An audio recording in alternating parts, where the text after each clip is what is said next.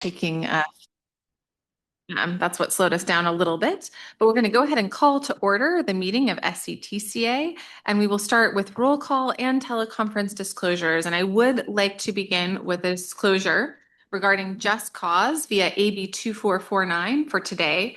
Director Sandra Lowe notified the Executive Director James Cameron on Monday, December 8th, that she will be participating remotely pursuant to AB 2449 based on just cause due to illness.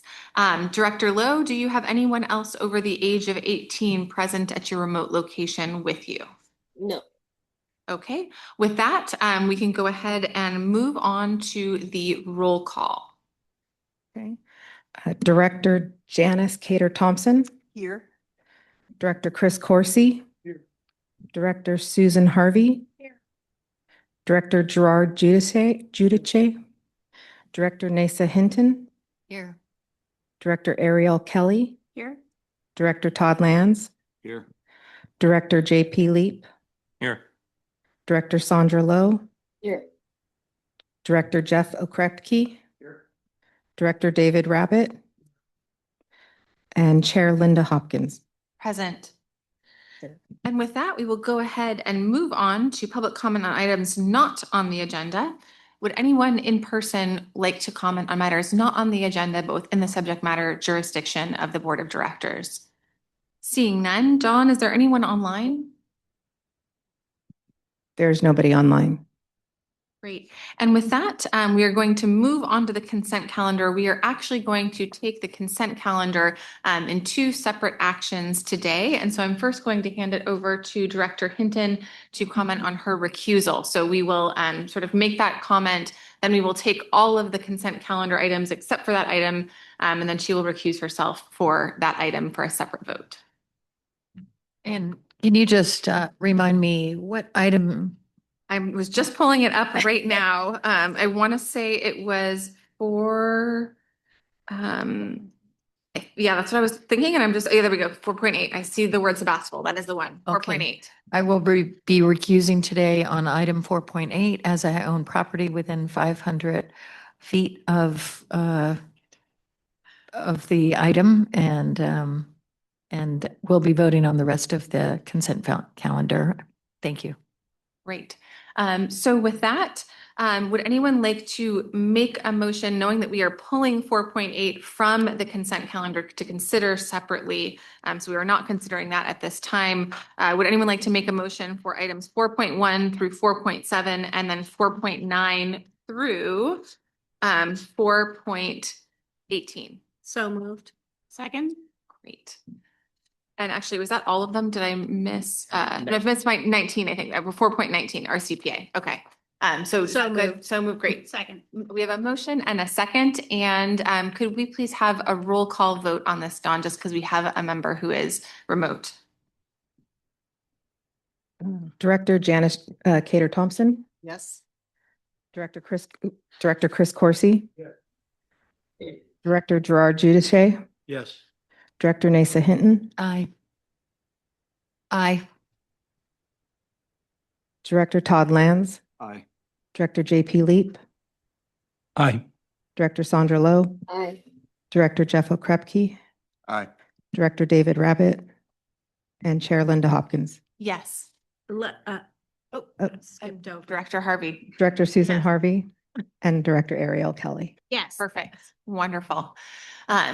All right. With that, we will go ahead and move on to item 4. Excuse me, Chair. Oh. We have one hand raised in the audience. Oh, okay. My apologies. I didn't go to public comment. I got it for the matters not on the agenda, but no one caught me and I didn't catch myself. Tom Conlon.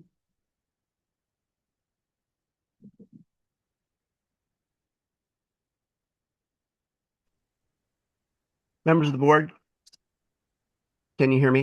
We can hear you, Tom. Thank you. Appreciate the opportunity to comment. I did have a brief comment on item 4.5 of the consent calendar, which it appears you've just approved. I'm making this comment as an individual here in Sonoma Valley. I noticed that this letter that's been drafted to MTC regarding the Plan Bay Area 2050 plus, I was going to respectfully request that at this time we simply strike the mention of the future smart Geyserville station. I don't see that as something that is specifically identified in Plan Bay Area 2050 plus. Maybe it's my mistake, but I did not see that specifically called out. Um, Also, I don't see anything in our general plan. And considering that this was the legality of placing a station outside of an urban area north of Healdsburg was not even legal in California until last year, um, strikes me as really putting the cart before the horse. We want to have deliberative planning around transportation improvements, and I may be one of your biggest supporters in if we really are planning to make Sonoma County into a climate refuge for refugees from other places, and we want to really industrialize and develop this area, that might be what we should be doing. But we need to have a deliberative conversation about that, and I don't believe that's happened to date. So I would respectfully request we remove that statement in this letter. But seeing as this is cart after horse, I I leave that to your discretion as to how to respond to my comment today. Thank you for your consideration, however. Thank you very much, Tom. Are there any other comments on the consent calendar? Seeing none, I'm going to check in with council. I think that we should retake the vote given the comment. So that's how we will respond, Tom. But I would hand it over and see if staff has any response to Tom's comments before we retake the vote. Sure. So the comment is with regard to the addition of a Geyserville station. It was based on board feedback at the October board meeting in supporting Smart to Cloverdale. Mr. Conlon is correct in that the plan area is explicit in that it is Smart all the way to Healdsburg, and then Cloverdale, it does not specifically call out the Geyserville station, but it was based on the feedback we had reported that a logical termini based on the legislation that passed last year would be an increment to Geyserville.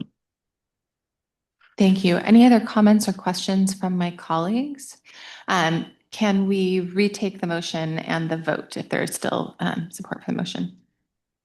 Okay, we have a motion from Director Harvey and a second from Director Kelly, and we will go ahead with retaking the roll call. My apologies to my colleagues for missing public comment on that one.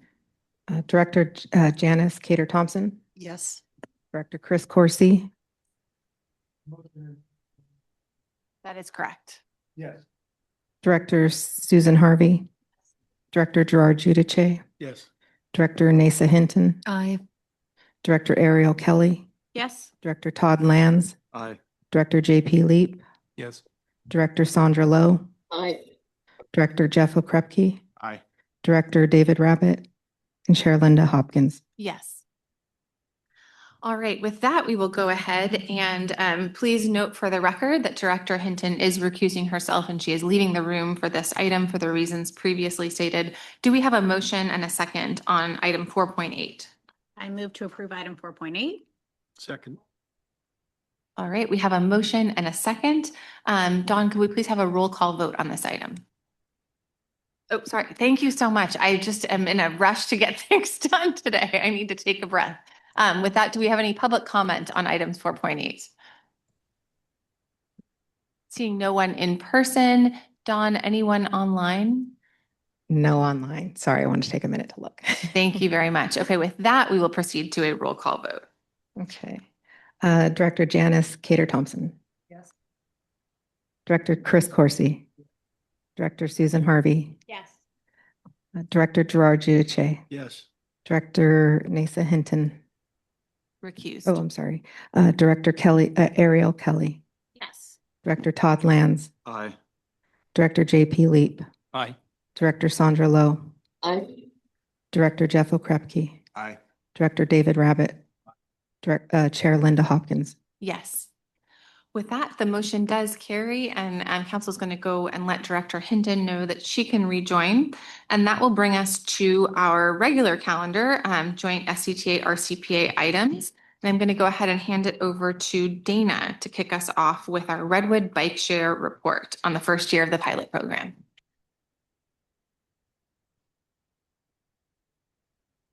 Good afternoon, directors. So a presentation to bring up. And as that's coming up, I'll just introduce that I'm here today to provide an update on the first year of the Redwood Bike Share pilot program. And so to just kind of review some of the background on the program, it is a partnership between let's go to the next slide, the SCTCA and the Transportation Authority of Marin. We applied jointly and received a grant from the Metropolitan Transportation Commission to fund a 2-year pilot program. Our grant application focused on the first and last mile connections to smart stations and a vision for shared bicycles to be available throughout the corridor through Marin and Sonoma counties. In December 2023, we contracted with Drop Mobility and launched the program in October 2024. This report is on the first year of the pilot program and how it was developed. And I'm actually joined by our operations director, Mark Azevedo, who I'll introduce momentarily to talk more about the details on the pilot. So during the second year of the pilot, staff will be evaluating the pilot and reviewing costs and funding opportunities to continue the program. We plan to be back to the board with some ideas around this and around actions to continue the program sometime in the spring. So as I mentioned earlier, the program launched in October 2024 in 5 of the 7 cities participating in the pilot. And then Santa Rosa and Novato received bikes and became operational by March of 2025. The program includes 300 pedal assist electric bikes at 56 hubs between Larkspur and Santa Rosa, with about 150 of those bikes in Sonoma County. Further development of each city's network is underway and is evolving. An additional 77 drop zones were created for additional opportunities to park bikes and to end trips in each of these cities. The program, it has been serving as a first and last mile connection for SMART, but also for shopping and recreation trips and to get people to and from work throughout their days. And so with that, I will pass it over to the operations manager, Mark Azevedo, to review the data and progress year to date.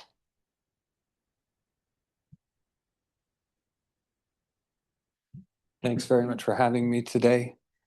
Let's see, I'll be going over some data points and so on for the system, lessons learned and plans for the upcoming year. So here we see a few ridership highlights.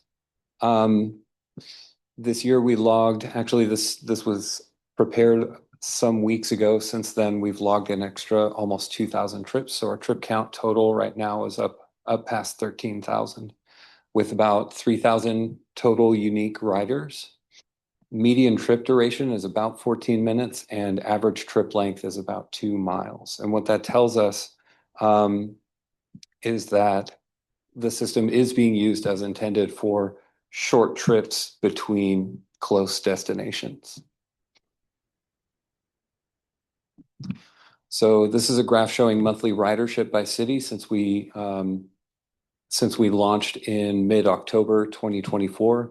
You can see the first few months of the system were fairly level and low ridership. We launched into the fall on purpose to kind of get things smoothed out for the expected increase in ridership in spring and fall.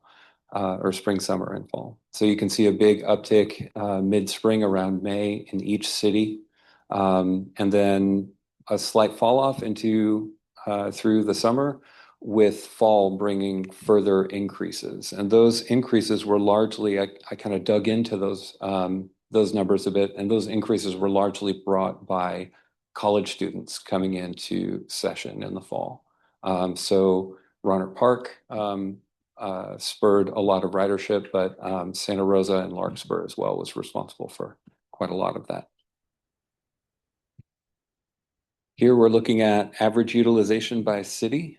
Our goal for the system was to hit 0.2 trips per vehicle per day.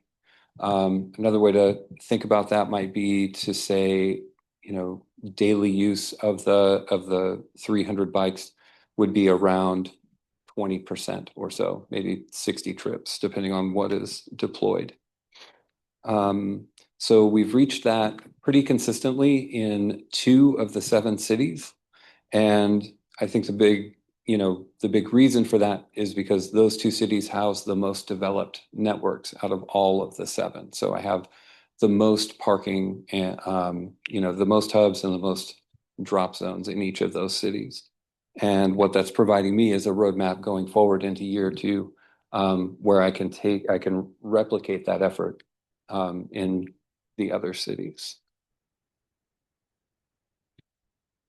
So here we're looking at hub utilization and time of day. This is really centered around smart stations, but the top graph that you're looking at, these are all hubs that I have at specifically at smart stations.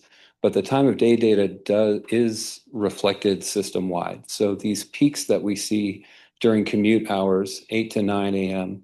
and 5 to 6 p.m. Does happen system wide outside of these locations as well. Santa Rosa Downtown Smart Station is our single most popular station in the entire system. Not just of the smart stations, it accounts for the most trips started and the most trips ended of any single station. Here we're looking at user patterns. There are a number of different ways to interact with the system, which is to say rent a bike or pay for a bike. So you can pay as you go, just on the spot. You can become a monthly member for a flat fee and get a certain number of minutes per day. Same with the equity pass. It's the same benefits you get for income qualified folks who for income qualified folks. And then we have an Explorer Pass, and that was generated by me in response to public comment, right? People were asking, and I got a number of both in person and emails. So I opened up a 2-hour pass for a flat rate so people could take extended trips. So you can see the unique users, the top graph, pay as you go riders. So casual usership is far and away the most popular, which mimics other systems that my company is involved with, right? So we see these same patterns in city after city. We see total trips by ridership type. Pay as you go, again, is leading for sheer numbers of trips. But I thought it was interesting that a comparatively small number of people, monthly members and equity pass members, account for fully 40% of the ridership system-wide and over the last year. And then you can see why that is in the last slide, or in the last graph. Equity pass and monthly member users average, more rides per user per month than anyone else.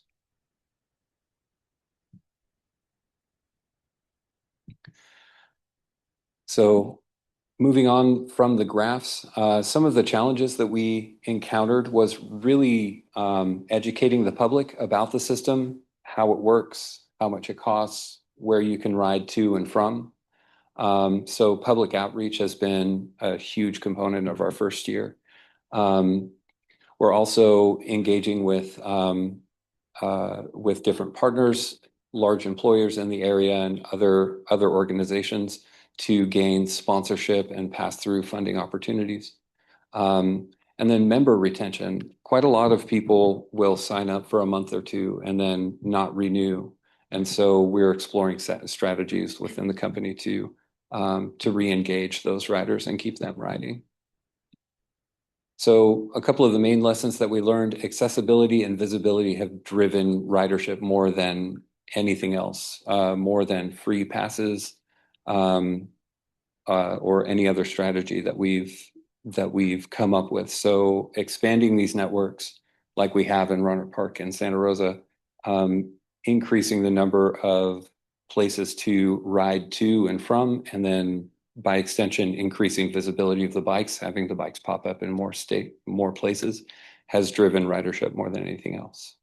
And then in-person outreach is really crucial. People want to be spoken to about this, have the system described to them, and most importantly, get on a bike and see what it's like to ride it around. So I've been actively looking for those opportunities to do that and provide demo rides. Looking ahead, I'm actually currently continuing my network expansion efforts. I'm working with San Rafael and Novato actively right now. I continue to work with staff in Santa Rosa. I'm going to be deepening our community engagement efforts. I have a number of people who actually have two people who have contacted me to volunteer. These are riders who really enjoy the system, and they've gone so far to contact me and volunteer to be on site at events so they can talk to other folks about it. My team's put together a monthly Redwood Bike Share newsletter that we're rolling out, and I think we're on our second or third. And we're going to continue to strengthen partnerships with key businesses in each county. And with that, I'll thank all of you for having me here and open the floor for questions and any other comment. Thank you so much. It was really, really great to see the data and to sort of see, how many folks are doing the pay as you go versus more of a membership-based model and the cost as well. So with that, I'm first going to go see if there are any members of the public in person who wish to comment on this item. Seeing none, Dawn, is there anyone online? No, there's no online comments. And now I'll bring it back to my colleagues for any comments or questions. Director Harvey. I've been noticing recently that some of the bike racks aren't full. They used to be always full, and I've been noticing recently. I didn't know if they cut back on the number or they're not getting, kind of redistributed. So what I've done over the last probably 4 months or so, that's actually by design, what you're seeing. So as the networks expand and I'm able to place bikes in more places instead of these very concentrated areas around town, I'm finding spots where I can put maybe 1 bike or 2 bikes over here so that they're a little bit closer to where people might start a ride. So a big effort that I completed recently was along Mendocino Avenue from College to Grunville. I opened up, I think, 7 parking spaces with the help of city staff there. And I kind of, strategically chose a number of places to put maybe 1 or 2 bikes. And so that's where I'm pulling from, are these places where the bikes were largely stagnant. Maybe 1 or 2 or 3 would be gone at once, but never all 5 or all 8. And so I'm taking those extra bikes and I'm redistributing them around the town. Thank you. Sure. Great question. Director Giudice. Thank you, Chair, and thank you for the presentation. We are loving the program down in Roanoke Park, and I don't know which of the hubs is the most popular, but I suspect, don't underestimate the power of beer. Yeah. And Yes. Old Taz. Yeah, Somo Village. To use it, yeah. So we have to hopefully get an opportunity not only to expand it, but just to keep this going. I think this is really important, especially with the university being on the rebound. So hopefully enrollment will keep increasing, and as soon as the downtown comes online, I think the numbers are going to keep going up. Yeah. So thank you. Mhm. Director Kelly. I just had a quick question on, you did in the graph regarding like monthly ridership utilization and kind of what that key metric was, 20%. There was 2 months in both Cotati and Larkspur where it achieved that number as like a 1 blip. I think it was September, if I could read the fine print right. Yeah. Do you know what you could attribute that massive spike to in both those months in both those cities? Yeah, sure. So I dug into that because that was surprising to me as well. And I think it was the best, kind of correlation that I could come up with was the beginning of classes, right? So that was actually end of August that we saw those spikes, and it continued into the first couple of weeks of September. And so that's where in September you're seeing that big spike. So as college students came in, they saw the system, wrote it a lot, and then this is that kind of member retention, challenge that I have. So people are excited about it. They use it a few times, and then they go back to old habits. And so that's where we see it fall off. So in Cotati and in Larkspur, both. Cotati was adjacent, obviously, to Runner Park. Runner Park showed the most ridership, but Cotati has the smart station where students are picking up the bikes and then riding up to the campus. So that accounted for a ton of rides. And then Larkspur, students were going over to College of Marin and into quite a number of folks were riding all the way from Larkspur up to Dominican. So that's what I was seeing. That's the best I can guess. Great. Director Hinton? Well, of course, I have to ask about Sebastopol. I know we're a ways away, but is there any plans to maybe, as we're looking at City of Sonoma, is there any plans to expand out so that Sebastopol citizens could connect to Santa Rosa, Roner Park, Cotati with this program? The Joe Rodota Trail would be a wonderful, pass through, and I'm actually seeing those use cases already. People are taking the bikes from downtown and then just paying to have the bikes for several hours as they go to the Barlow or whatever. So I think there's definitely potential there. I don't have concrete plans yet.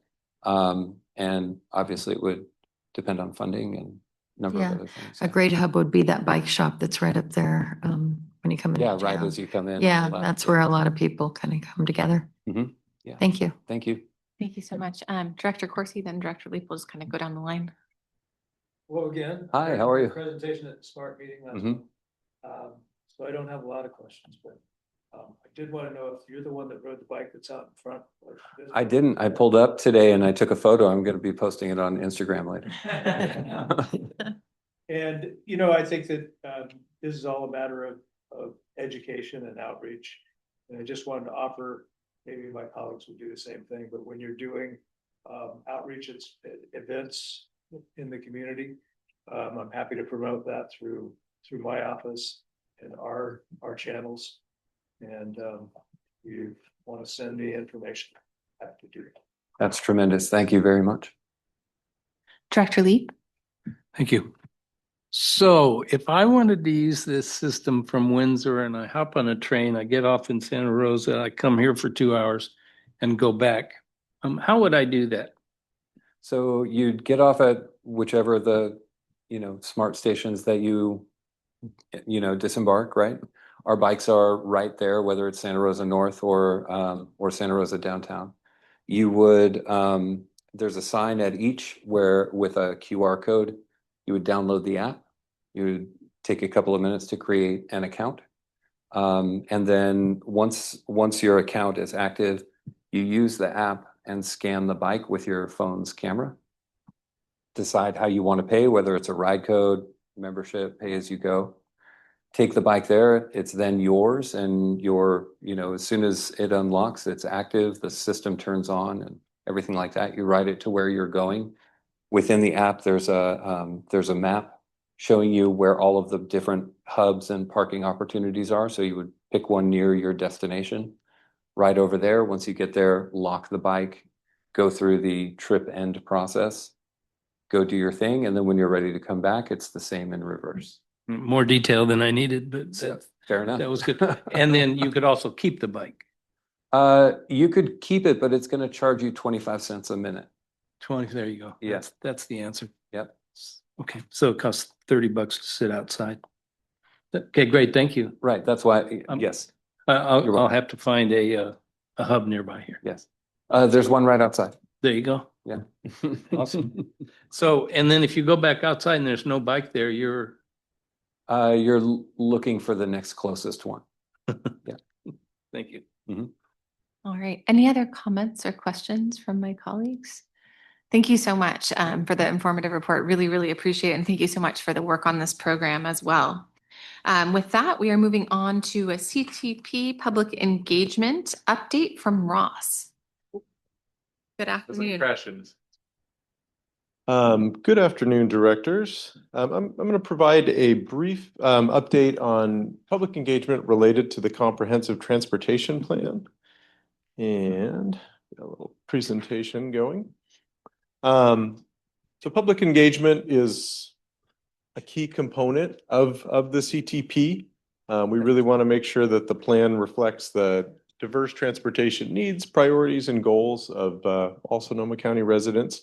So this outreach process was designed to be inclusive, equitable, and responsible, and really tried to focus on getting out into some diverse and geographically kind of wide areas of the community. So these are kind of the guiding goals and principles that we used as we approach this engagement. These goals align with kind of the broader SCTCA vision, as well as some kind of the previous CTP's vision of a more connected and sustainable transportation system. So as for the strategy, this followed a phased multimodal approach that emphasized listening, collaboration, and transparency.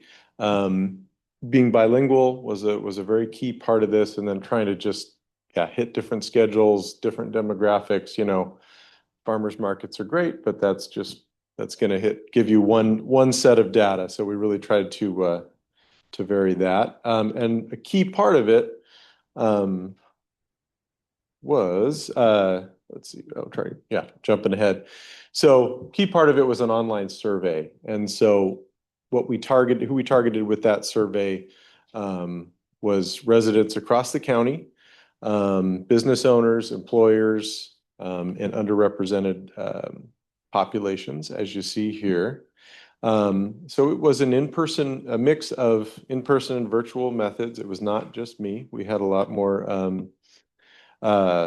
of help from some CBOs, particularly Latino service providers, La Familia Sana, and some other partners that we utilized to just leverage to get the word out farther. I think, you know, we are in a interesting time in many ways, and so some tactics that worked in some places certainly didn't in others. So in the case of like North County, we worked with La Familia Sana we wanted to get some more, you know, Spanish responses, and they said, look, you're not gonna get anybody to show up right now. You know, your government, people have a lot of fear right now. So we recognized that and worked with them to make sure the survey was entirely anonymous.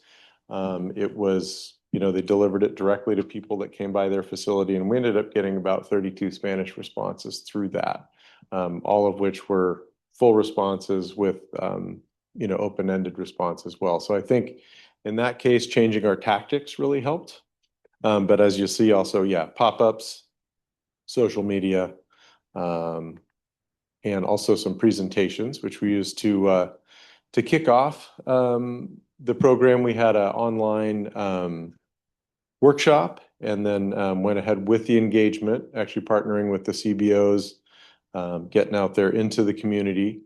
And then the next step, and what we're very close to, will be sharing the draft. So we'll be getting a draft of the CTP out very soon, and get feedback on that, and then we will be back out and eventually presenting it to the board. And so I wanted to give you a taste of just kind of some of the initial findings, and these are primarily from the online survey in particular. So strong support for safer, more connected infrastructure for walking, biking, and public transit. People are definitely interested in alternatives to driving that reduce traffic and environmental impact. There is interest in EVs. However, there is a lot of concerns about cost, access, and sustainability. And of course, the big thing, challenges like long transit routes, headways, limited rural service, and safety for non-drivers was a big part of what we heard. And so for this survey, by the way, we got about 700 full responses that included a lot of open-ended questions as well. So we've been kind of sifting through a lot of that. And I will say also there was, we got out in the community to Santa Rosa Junior College, as I believe we brought to this board earlier in the year. There was big support for free or discounted transit through that Clipper Pass. So we definitely heard a lot there and about the concerns of students. Let's see if we're advancing. So this is just kind of a sample of one question, and the full results will be in the final CTP document. EV adoption, as you can see, access to charging stations and then incentives is really a key part of people's what they're saying related to their interest and willingness to switch to EVs. The other thing, I'm on the other side of this. There we go. Reducing car use. We see, transit that is more accessible, more frequent, shorter headways would definitely help convince people to reduce the use of single occupancy vehicles, as well as I mentioned, free or discounted transit passes, and then better infrastructure for active transportation, safety being the key concern. And then equity in transportation. And in this case, we're kind of highlighting geographical equity. You'll see here a picture of the Springs as well as West County, and 2 out of 5 people suggested there was, or the equity rating was 2 out of 5, suggesting that there was significant room for improvement. We have a lot of people that are really excited about the growing options along the 101 corridor, but the east and west access to that remains a big concern. And try to aim it directly.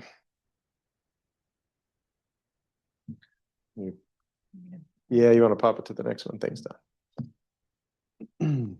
So demographics overview. Strong participation from both older adults and younger residents, mix of employment status.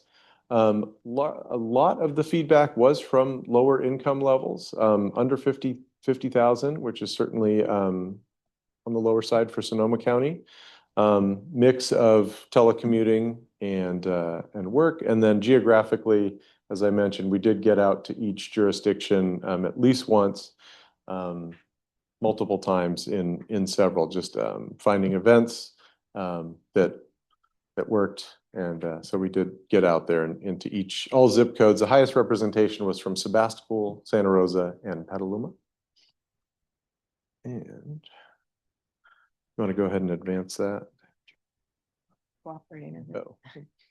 And then this is a key question that just to talk about how this engagement is going to be incorporated into the final plan. So feedback's going to guide development of the final plan, but as well as things like scoring criteria for the SCTCA funding program. And that's one thing that I always emphasize talking to people in public. This is not just a theoretical survey. This will, the CTP, which this is, directly informing, will certainly affect which projects are selected to be funded in their own community. So this is kind of talking about how it all connects. And yeah, go ahead and advance to the next slide, please. So the next steps, as I mentioned, sharing the CTP draft soon, and incorporating all that info that we received. And then it will be released, once approved, released digitally, limited printed copies as well, in English and Spanish, and then promoted through our normal methods and channels, and as well as through our partners. There will be a workshop, which we're in the process of planning early next year. It's going to be in person, working with the draft. So that's going to allow people to show up and really get some one-on-one FaceTime with the planning team, talking about draft and, you know, what they'd like to see more of. You know, we want to keep it to the scope of what that's dealing with, but we really want to help people get involved. So that is the brief overview. Next slide, please. And with that, I will open up to any questions about the process. Thank you so much. With that, I'm first going to go to any members of the public present in person to see if there are any comments. Seeing none. Dawn, is there anyone online? There are no online comments. With that, I will bring it back to the board for any comments or questions on this one. Director Corsi. Thanks for the report. Is this a survey that is done periodically over time? Compare other surveys? Are we hearing anything different from one year to the next? Well, a key part, yeah, it's a great question. So first off, this survey was a little more extensive than some of the previous digital surveys for the CTP. So it's not exactly apples to apples, but it is very close. So I think we're comparing it to two things, which is the previous version of this document, what we heard, and then all of the other plans that we looked at, you know, both regional and local. So I think that's really one of the main reasons for this update too, is just, you know, it's been about 4 years since the last plan. However, a lot has changed. So we really want to make sure that, you know, the priorities are the same and, you know, that informs our priorities. And a lot has changed in Sonoma County. And so, yeah, we're comparing to the previous CTP, other plans locally. I guess what I'm looking for is to ask whether the things that have changed have resonated with the public. Are they asking for the same changes that we've been trying to make some of those changes? Like, I see what you're saying. Yeah, I would say yes and no, and it's really audience dependent. You know, we certainly have some people that are you know, very huge enthusiasts for active transportation, things like that. And then you have a lot of people that, you know, just want to make their ride on the freeway easier. So we're certainly getting a pretty wide mix. And I will say that a lot of the responses and it's quite varied. What we're hearing, you know, it's some things are very focused on a lot of what we're normally promoting, and some things are not. Yeah, so it's pretty wide in the community. And that, as for really like getting the data of that change, I'm not sure. I may have to defer to Chris on that one.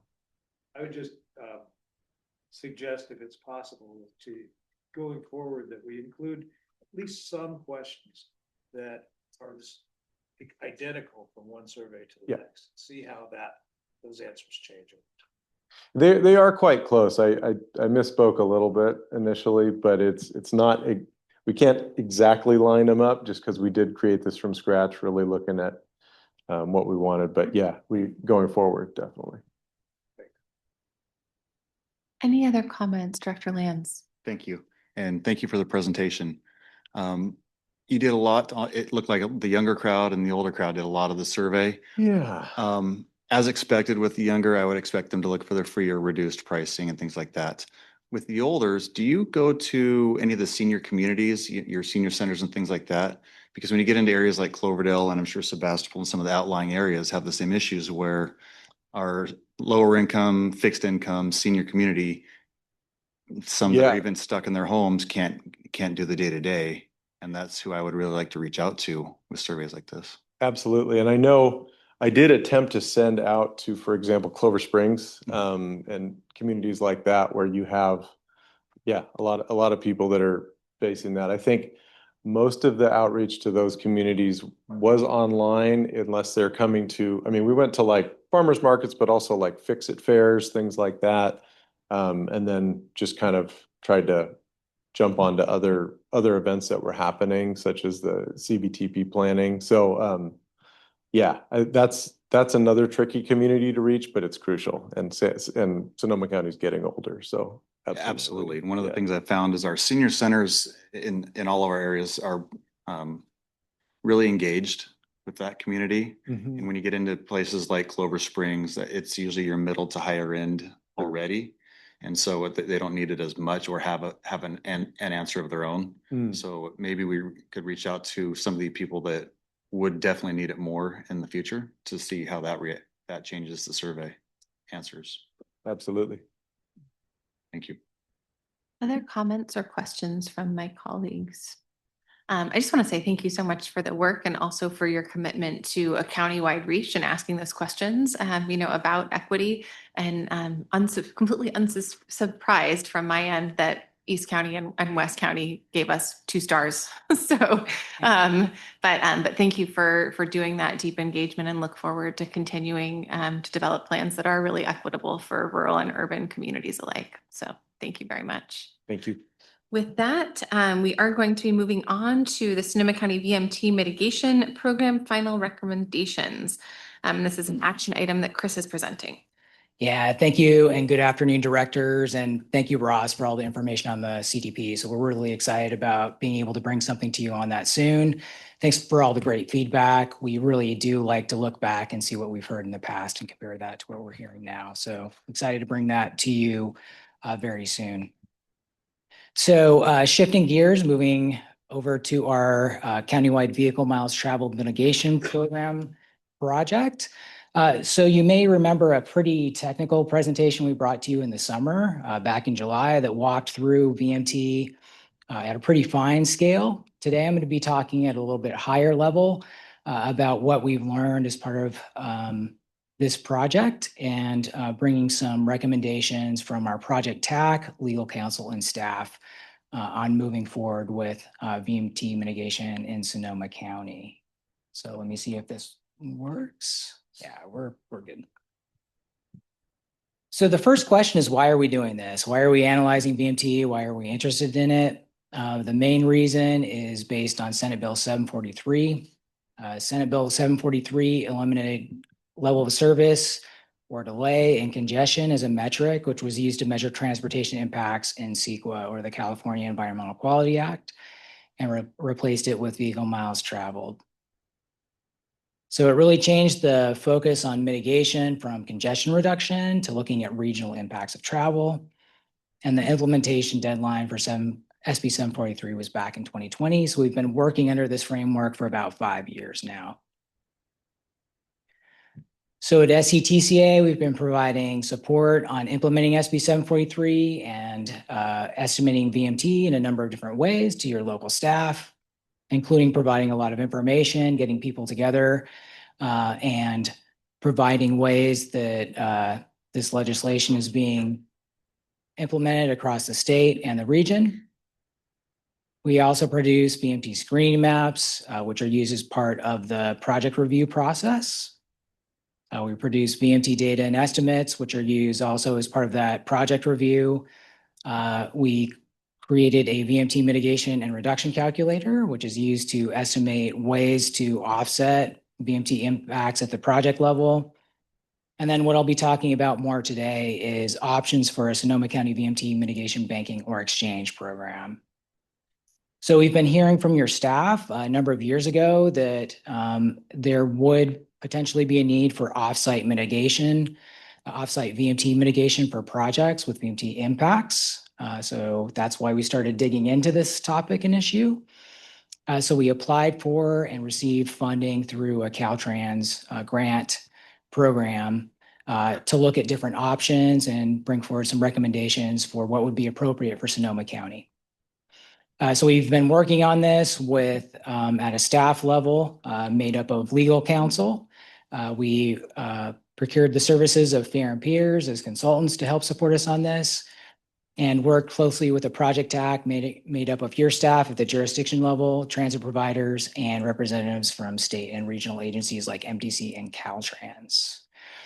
So the overall project goal was to identify ways for land development projects, primarily in Sonoma County, with VMT impacts, to mitigate those impacts offsite by implementing different VMT reducing projects and programs.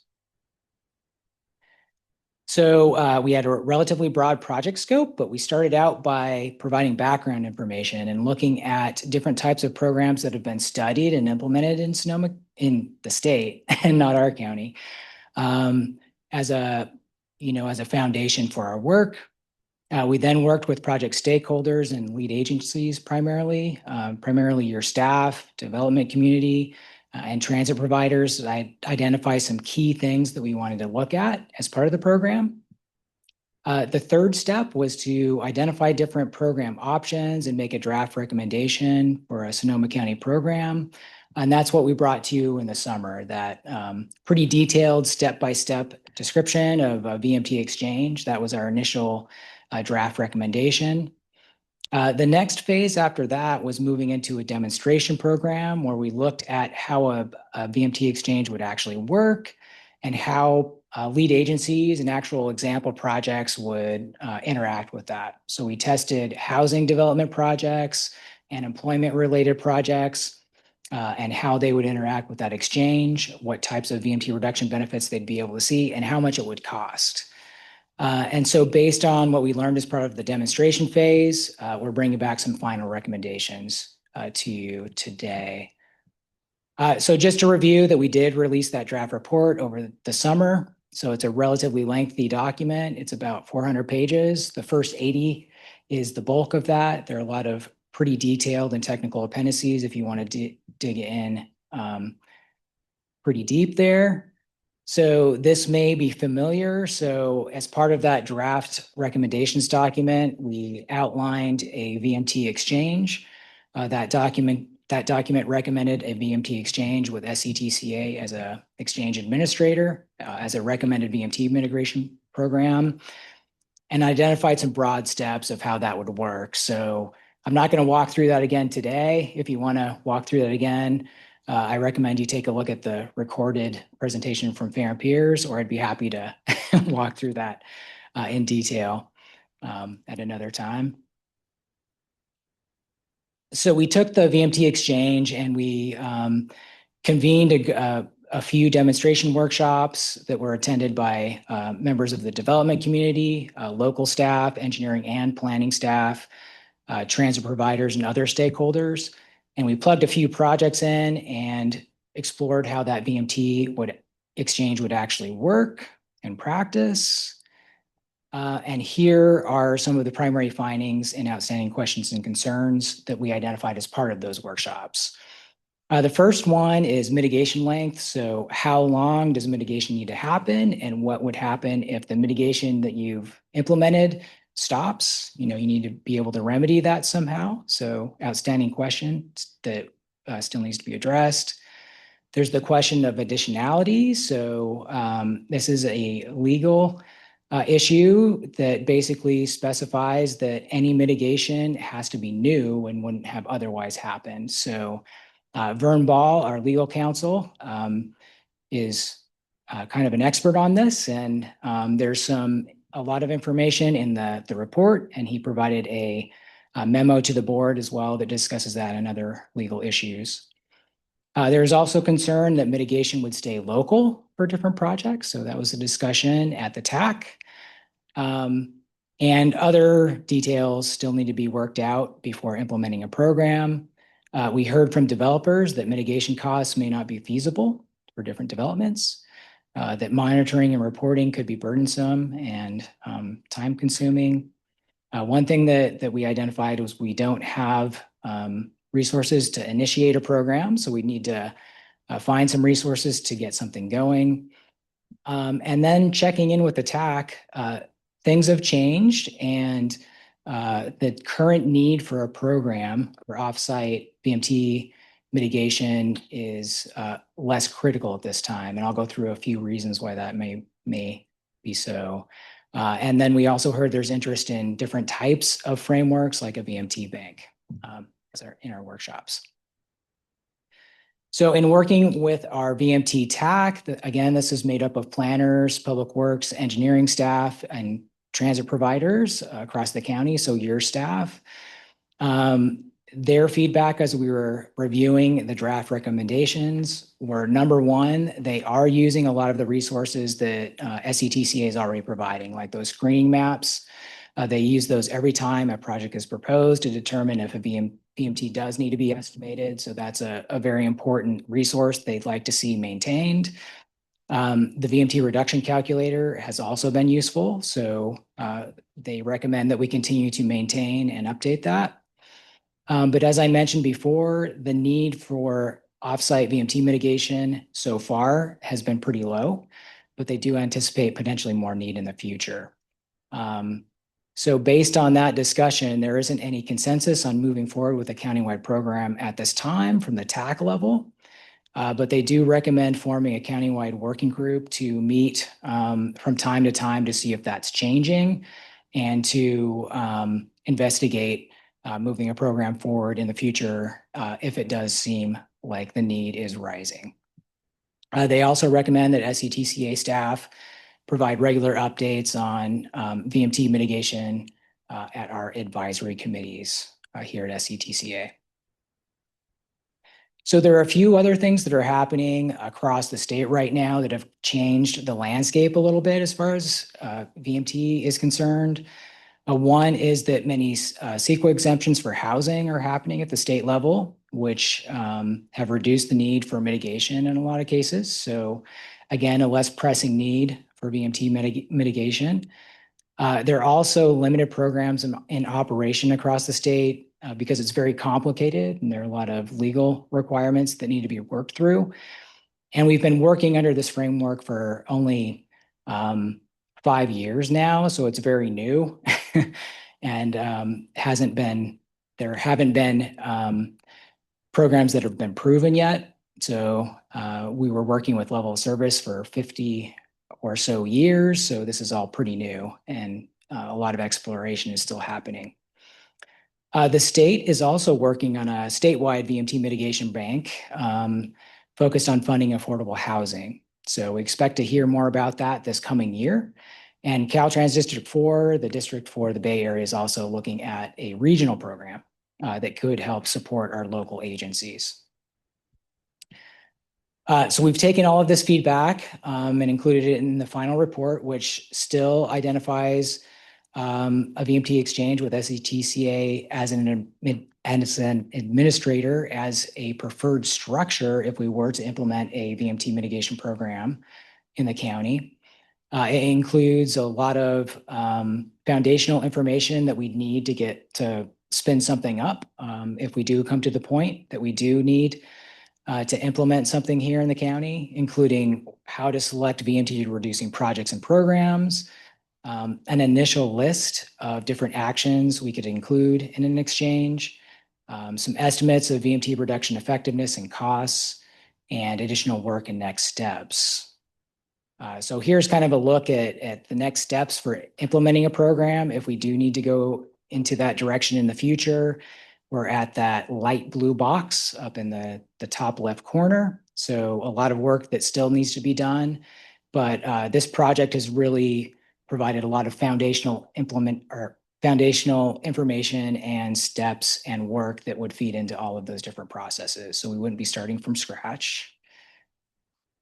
So wrapping up with the final staff recommendation from SCTCA staff, SCTCA legal counsel, and the project TAC, we recommend a wait and see approach right now. So seeing what happens at the state and regional level, maintaining and updating our existing VMT tools like our screening maps and summaries, our reduction calculator, continuing to provide regular updates on state and regional action at our advisory committees, and then forming that VMT working group to convene staff and monitor things and looking at implementing an exchange or another program if the need does become more urgent in the future. So with that, I'll go ahead and wrap up. I will mention that we have Kelly Bond and Dan Rubens from Fair and Peers in the room and on Zoom available to answer questions, and also Vern Ball, our legal counsel on the project, in the audience to answer any legal questions. So with that, I'll turn it back over to you, Madam Chair. Thank you so much. And first I will ask if any members of the public in person wish to comment on this item. Seeing none, Dawn, are there any hands raised online? There are no hands online. Great, thank you. So with that, I will bring it back to my colleagues for questions and comments. Director Kelly, Vice Chair Kelly. Well, thank you. I'll just comment that this has been a really long road, no pun intended, but it certainly, this is, one of those huge kind of milestone transitions we've been talking about for a very long time, and appreciate, where we're at to date. And just thank you for your leadership and sticking with it and continuing to convene and do all the steps in a very long process that wasn't something that we necessarily set out to do on our own, but here we are nonetheless. Thank you. I have a question, and it's a bit of a crystal ball question, so there may be no answer. But this was obviously a huge shift, right? Over to VMT. As the state moves towards electrification of the fleet, is there some point in the future at which this changes? And do we have any kind of sense of when that might be, if so? But I mean, it kind of when we're trying to encompass VMT, are we focused on health impacts? Are we focused on greenhouse gas emissions? Are we focused on all of the above? Because, right, those metrics really do start, or are we just focused on traffic, right? That part doesn't change, if we go forward with electrification of the fleet, but certainly the other elements do. So I'm just a little bit curious if there have been any preliminary conversations about, is this a 20-year thing? Is this a 10-year thing? Is this a 30-year thing? Is this a 40? You know what I mean? If there will be a next iteration and you sort of potentially mechanize solutions, locally, I recognize that we're in a wait and see, but that wait and see does allow for facilitation of implementation of local solutions, and then the ground shifts again. Yeah. And things are changing so quickly, right? So I wouldn't rule out something really mixing up things again, but at this point, the state is really leaning into VMT reduction, not only to reduce and address our greenhouse gas emission reduction goals and targets, but also other transportation related impacts like safety impacts, accessibility, travel times, and things like that. So, I think it's here to stay, at least in the near future, but, things are changing yearly, monthly. So we could see another shakeup anytime. I'm still waiting out in West County for our autonomous, entirely renewably powered drones, but until that date, right? To transport us to and from. The other thing that I just wanted to note is that I know that the county is going through a general plan update process. I know that there are other jurisdictions as well. It'll be interesting to see how VMT factors into that. And so, time will tell on that one. So, any final comments or questions from my colleagues? Seeing none, do we have a recommendation to support the staff recommendation here, a motion to support the staff recommendation? So moved. We have a motion and we have a second. Dawn, could we please have a roll call vote on this?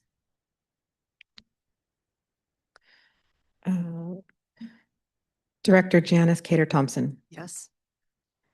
Director Chris Corsi. Yes. Director Susan Harvey. Yes. Director Gerard Judice. Yes. Director Nasa Hinton. Aye. Director Ariel Kelly. Aye. Director Todd Lands. Director JB Leap. Aye. Director Sandra Lowe. She's not online. Director Jeff Okepkrey. Sorry. Aye. Sorry, Jeff. Director David Rabbit. Director Chair Linda Hopkins. Yes.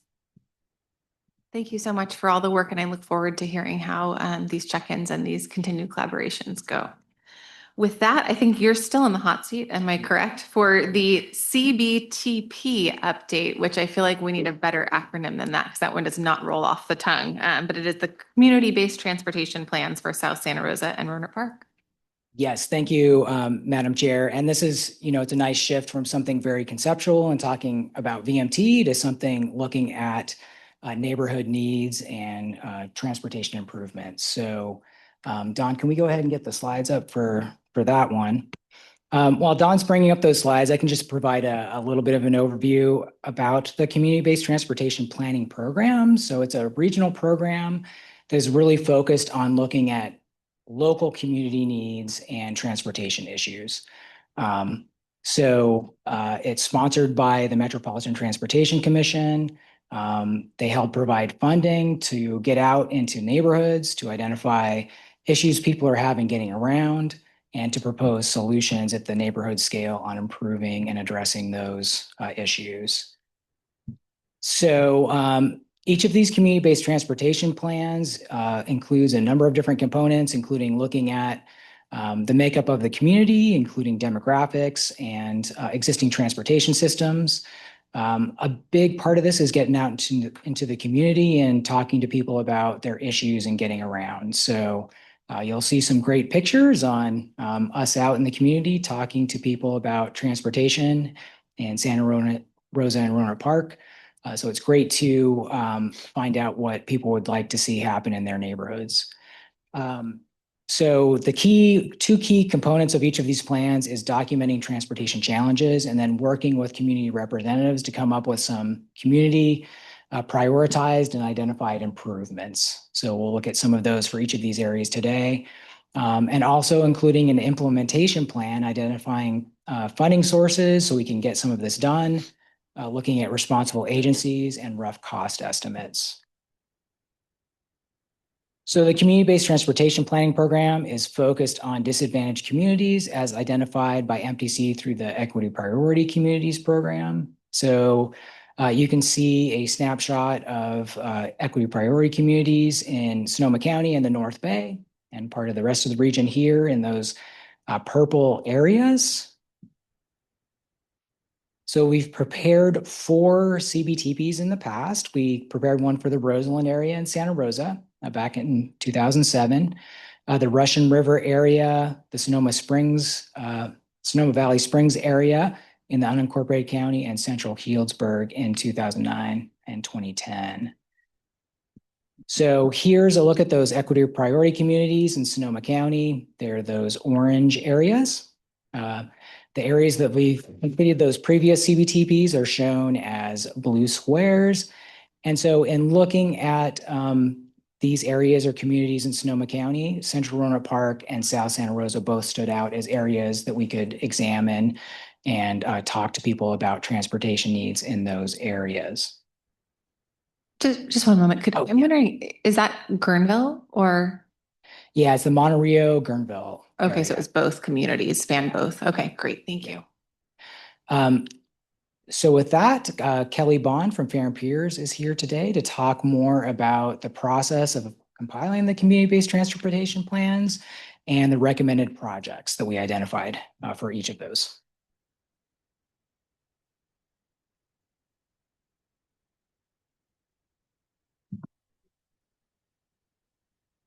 Good afternoon, everyone. Thank you for having me here today. I'm Kelly Bond. I'm with Fair and Peers. I'm a transportation planner out of our Petaluma office and had the pleasure of working with SCTCA staff and lots of folks in the community that I'll get into on these 2 projects.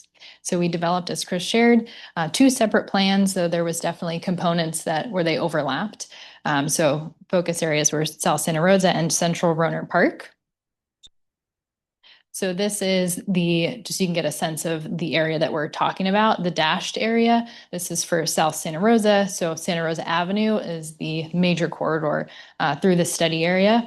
There's a mix of residential. There's a number of community homes in this area, as well as commercial and then some industrial areas as well. So it's really broad as far as the uses of the study area.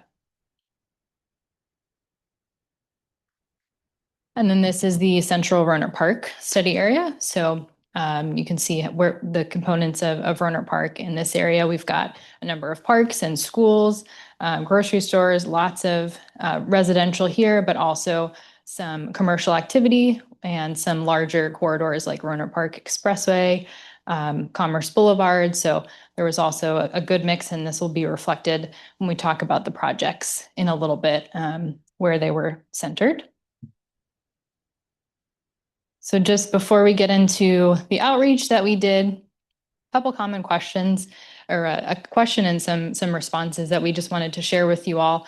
So don't cities already have a bunch of these transportation plans with project lists?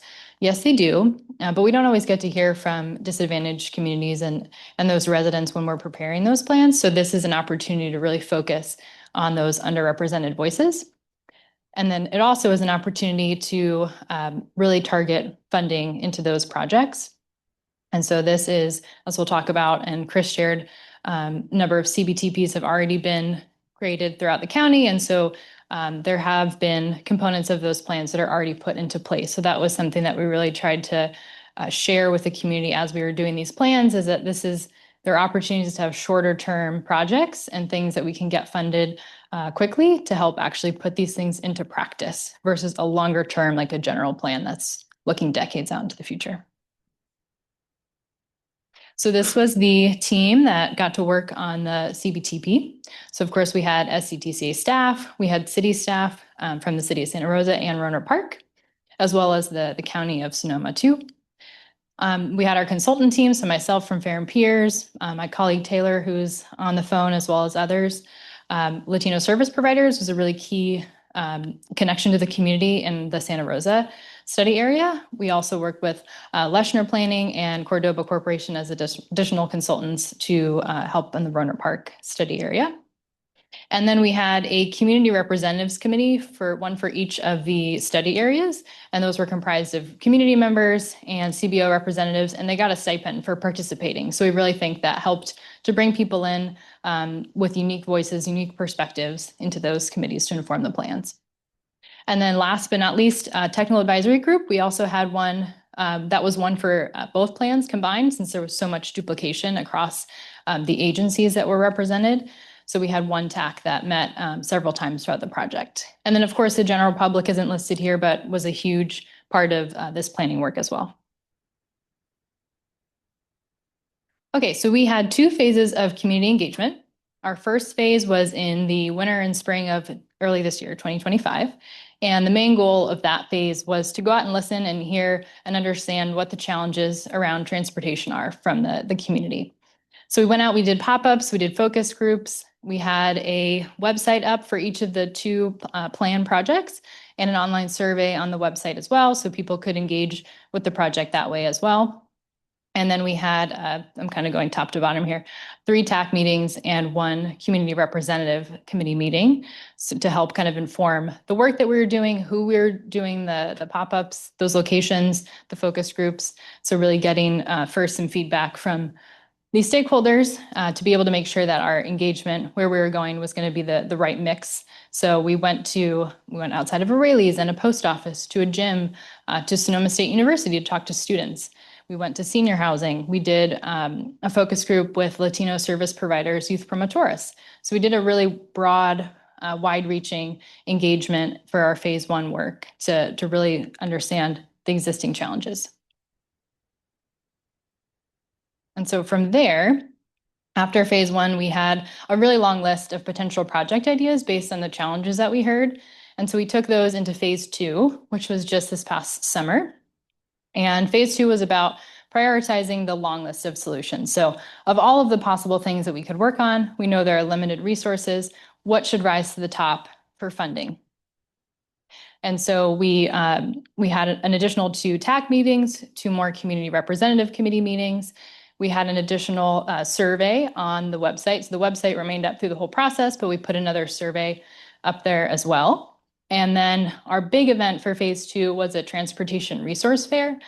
And so the photos that you see here are from that resource fair. We had one in each of the study areas, and they were in a central location to really try to draw people in, and used our city agency partners, community partners to get the word out and promote it.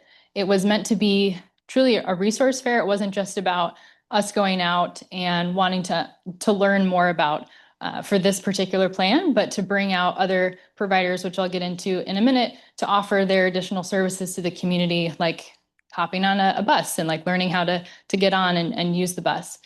So it's focused on transportation, but a large number of partners were able to attend and really make it an interesting fair for the community. But you'll see in the photos here some of the boards that we put together. So we were asking people to vote and help prioritize what projects would be the most important that should be prioritized in the plan.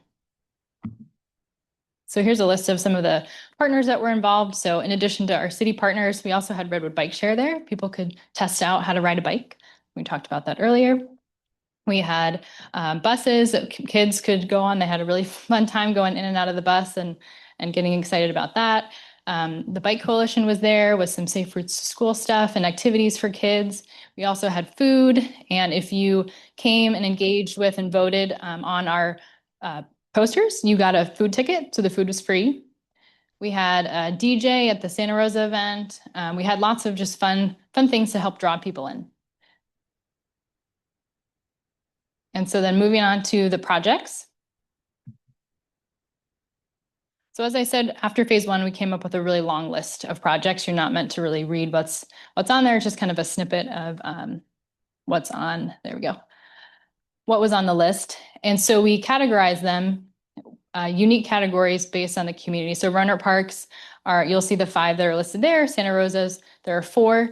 And they're not the same because the communities were unique in what they were asking for. Of course, there's overlap in, speed management and pedestrian improvements. There's going to be overlap in a number of these, but that's how we categorize these out. And so we had posters for each one of those, and people got to vote out of those, speed management improvements. If there were 10 listed, what are the 3 most important for you? And so that's how we kind of moved towards these recommended projects. So we took all the input from our phase 2 posters at that fair, and I'm sharing here the map of projects for South Santa Rosa that we ended up with.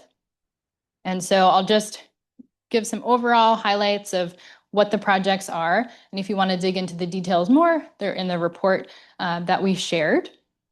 And so I realize it's actually, I'm going to look on my laptop because looking at that screen, it's a little tiny for me. But some main takeaways for South Santa Rosa is the projects are, a lot of them are related to Santa Rosa Avenue. I don't think that's super surprising. Or if they're not on Santa Rosa Avenue, they're adjacent to it on side streets. So Santa Rosa Avenue was, a big topic of conversation.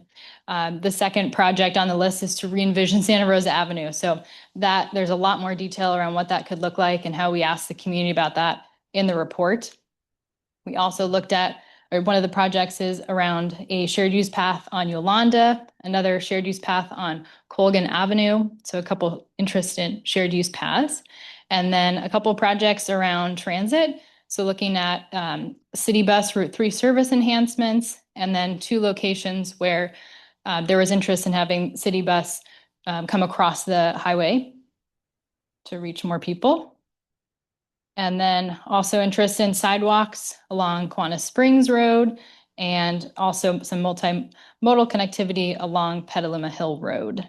And so again, some of these are kind of broad project titles. There's a lot more information in the report about what that entails and what we heard from the community. So, giving SCTCA and the community some good next steps. And then I'm not going to go through all of this one by one, but this is just to give you a sense of, Chris mentioned this earlier, what's in the report, the types of information that we've provided. So here you'll see on the left column, projects. This is just the list that I just shared with you on the map, but we have a description, a little bit more detail for each of those projects. And then the potential implementing agency, a lot of them are going to be kind of shared across different agencies. I will also note that the Santa Rosa study area is a mix of county and city land. So if you'll see some references to the county, it's because part of the study area is in the county. And then we have, is this eligible for a quick build project or a demonstration project? Is there a component that could be done a little bit faster? While there is interest in making all of these changes permanent, is there an interim solution that could help the community now or soon before enough funding would be received to do the full project? And then we also have a cost and time frame, and then priority based on what we heard from the community. How big of a priority is this for you? Okay, and so then this is Rohnert Park. So this one, they're pretty spread out throughout the study area, but again, a focus here on the high-speed roads. A lot of these are roads with higher speeds, big thoroughfares, maybe larger vehicles, connecting to commercial centers. And so I'll just kind of walk through briefly the in a similar way as the Santa Rosa study area. So re-envisioning Snyder Lane, very similar to re-envisioning Santa Rosa Avenue, and have some more details in the report on that. Looking at some speed management possibilities along State Farm Drive, adding sidewalks to part of Seed Farm Drive, installing multi-use path on Golf Course, some transit stop and access improvements along both Adrian and Commerce, re-envisioning Southwest Boulevard, so another one similar to Snyder, kind of rethinking what that could look like, maybe a few different solutions. Buffered bike lanes, looking at that along Adrian, improving access to the Evergreen Elementary School. And that does include some transit improvement as well. And then finally, the Copeland Creek overcrossing.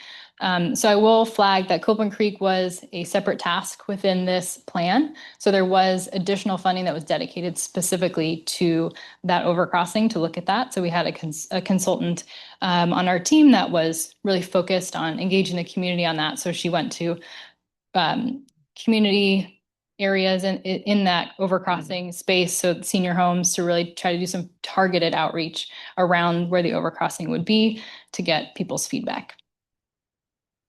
And so similar thing here, just to share with you, similar type of information. We've included all the same categories in the Roanoke Park plan. So the community will be able to move forward with some estimates around cost and timeline, quick build opportunities, and what agencies might be taking the lead on some of these projects. And so with that, I will let Chris wrap up this last slide, and then I'm happy to answer any questions. Thank you, Kelly. So just wrapping up with next steps. So the draft plans are out right now. So those are all linked in the staff report and the agenda packet. So the public comment period on those will wrap up at the end of this week. We'll take any comments received through public comment and use those to finalize the final CPTPs by the end of the year. And then looking forward, there's regional funding that's associated specifically with the CPTPs. It's the CARE program. So there will be some funding available next year. So we'll work with staff in Santa Rosa and Roanoke Park to see if any of that, the projects from these CPTPs and previous CPTPs can line up with that funding going forward. Also look at other funding sources that may be able to implement some of these projects. And then looking at long-term monitoring of the projects on the community-based transportation plan project list is whenever we update our comprehensive transportation plan, we take a look back at the projects identified in these communities and report on things that have been done and completed. So you'll see that in our last CTP, and you'll see that in the CTP that we'll be releasing soon as well, looking at what's been done. So showing progress on projects in these areas. So with that, I'll go ahead and wrap up. Kelly and Taylor McAdam from Fair and Peers are available for questions, as am I on this project. Thank you so much. And with that, I will first ask if any members of the public in person wish to comment on this item. Seeing none, I will go ahead and ask if there are any members of the public online who wish to comment. Dawn, do you see anyone? There are no online comments. And with that, I will bring it back to my colleagues, potentially those who represent these areas. Director Giudice. Thank you. Yeah, chomping at the bit just a little bit. We go back to slide 18 or page 18. Yeah. The Roanoke Park map. I'll bring that back up for you. Oops, sorry. Give me one. I'm guessing that's the Roanoke Park map? It is, yes. Okay. Yes. Okay, let's I see. think sorry, I thought I said that. Sorry. Did it come up on there? I'm sorry. There we go. Yeah. Okay. No, that's Santa Rosa. Oh, Santa Rosa. Yeah. One more. There we go. Yeah. Re-envisioning Snyder Lane. That's the understatement of the century. The majority of our kids go to school on Snyder Lane, the ranch, Lawrence Jones.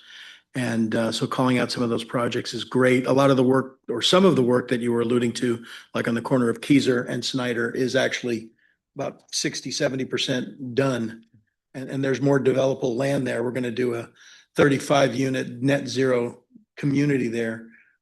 which is going to start as soon as that sidewalk from Lawrence Jones to Keyser gets complete. It's almost done.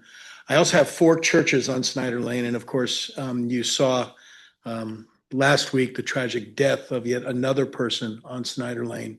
It was a hit and run. Since I've been in Roanoke Park, a number of people have died on Snyder Lane. And so it's a paramount importance. And I know the scope of the project doesn't go past, just south of Lawrence Jones, but there's definitely a need, the full length of Snyder. And like I said, there's more developable land there in the University District. And then as you stretch farther north, the Northeast Pacific Plan, which is not taken into the city yet, it is in our sphere of influence and inside the urban growth boundary, but it has not gone through LAFCO, and I don't know if that'll ever happen in our lifetimes. But there's a lot of attention on Snyder. We appreciate all of the other projects.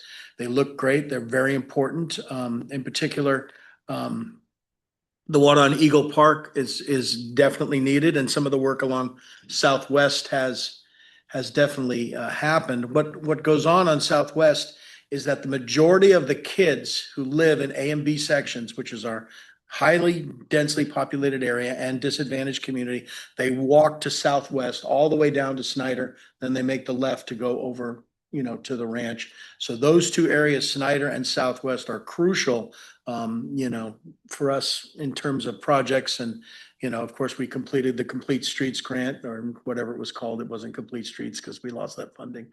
I forget what it was recalled, but it's getting better, but we still have a lot of work to do on Snyder. So I'm laser focused on any projects that, can come up and, help Snyder. Yeah, there you go. That's it. Minor soapbox. Thank you. Thank you for that. Director Okrepke? Yeah, just take the street names of Roanoke Park and put in Santa Rosa street names. It's pretty much the same comments I have as Director Giudice. We're really excited about this. This is the shared use paths, the connectivity, the sidewalks are all something that those areas sorely need. They've been industrial and retail for so long, with a little smattering of residential, which is now kind of gone the opposite way, where there's a ton of residential going in and not as much industrial and retail. So catching up with the changes in that area is crucial for us. So I just want to say thanks for putting this together, and we're really excited about this and what it could mean going forward. Director Corsi?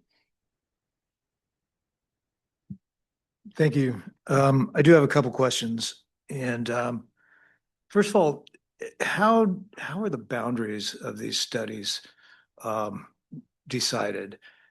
I see that on both of these maps, people talk about going outside the boundaries because these communities are not contained within those boundaries. The Highway 101 is an issue, an equity issue, really, in South Santa Rosa, getting back and forth. I think you noted that a little bit with some of your comments. Southwest Boulevard, also in Roanoke Park, serves as a boundary. It's not a boundary. It's part of the community. This kind of cuts off the B section, which is the wrong thing to do in any case. And how is that reconciled as you look at these areas? Yeah, let me take that in 2 pieces. So the first one is on how the equity priority communities are determined. So that's something that MTC does every time they update their regional transportation plan or Plan Bay Area. So it's based on census boundaries, and so there's a line somewhere that the census draws. So, and I agree, it's kind of an artificial line, right? So as we talk to people out in the community, we're talking to people that don't live there, that come in there to work or shop. So we received a lot of feedback for people that cross that line and boundary all the time. So, I think we've been able to kind of, the projects identified represent needs of both people that live there, but people that are active in those areas as well. So that helps with the permeability of that boundary a little bit. But I agree that's something that we need to continue to look at, is those artificial boundaries. And, people don't stop when they come to that census boundary, right? They cross that line and they live somewhere else and are going other places. Does the funding stop at those lines? I think we could probably make the case if a project is serving one of these areas, it could be eligible. And as part of our last comprehensive transportation plan, we did a countywide look at needs across the county and disadvantaged areas that don't fit into these neat little geographic areas. So we have some coverage there as well. So if there is a project that would serve a disadvantaged community that meets those community needs, I'm pretty confident we could make the case to go after some of that money through that CARE program at MTC if our local partners are looking to implement some projects there. So in South Santa Rosa, you can slice and dice the map, and we do, but the city right now is involved in a South Santa Rosa specific plan. How does this align or not with that work? We worked very closely with city staff on both of these plans. And for Santa Rosa specifically, we had the staff lead for the active transportation plan, the South Santa Rosa plan, and the general plan, meeting every couple weeks to make sure we were coordinated, sharing information, the feedback we were receiving. So we were a little ahead of the South Santa Rosa plan. So hopefully some of the feedback and information we collected is informing that plan. And I would say all of the projects identified in both of the plans are consistent with the active transportation plan. So that coordination was really important. It was important that we identified projects that are feasible and have the support of local staff as well. So it was really great partnering with your staff on both these projects. Okay, it's a little frustrating for me because on the west side of the freeway, which is part of the South Santa Rosa specific plan, it's an unincorporated area. Yeah. The city is studying that unincorporated area in conjunction with the incorporated areas on the west side of the freeway. And so I just feel like we should do a better job of not slicing and dicing so precisely, but talking about communities instead of maps. Great, thank you. Yeah, Kelly has a comment here. I just wanted to also call out that a number of the projects do extend outside of the census tract line. So yeah, a couple of like the transit over crossings in Santa Rosa, or even a lot of the Snyder Lane is outside of that we're showing on our map is outside of the technical study area. So we did try to acknowledge that. Of course, yeah, people don't travel and then stop at a line because the census tract ends. So yeah, we tried our best, but I agree with everything Chris is saying. Yeah, continuing to acknowledge and work on that. But I did just want to mention that we do have a number of projects that tried to address that issue. Understood. Yeah, I just hope that we don't let anybody say that the funding stops at where the map stops. Any other comments or questions from my colleagues? I am heartened to hear that the CTP will include a sort of update on how we were doing, because I actually was able to pull the Russian River one up from the MTC website, and I was like, wow, these are great ideas. And I don't think we've gotten through very many of them. And so I guess kind of a general question, since, we're moving forward with other communities, like how do we look at kind of prioritizing these elements that were community driven and community based, and ensuring that we're actually sort of going after dollars for these projects so that we don't sort of set up expectations and then not deliver on them? I'd start out by saying that we've done a relatively good job of implementing a lot of these projects. So you'll see in the list in the CTP that there are a lot of things that have been implemented in all those past plans. So, I think that's a success that we've been able to get some of that stuff done.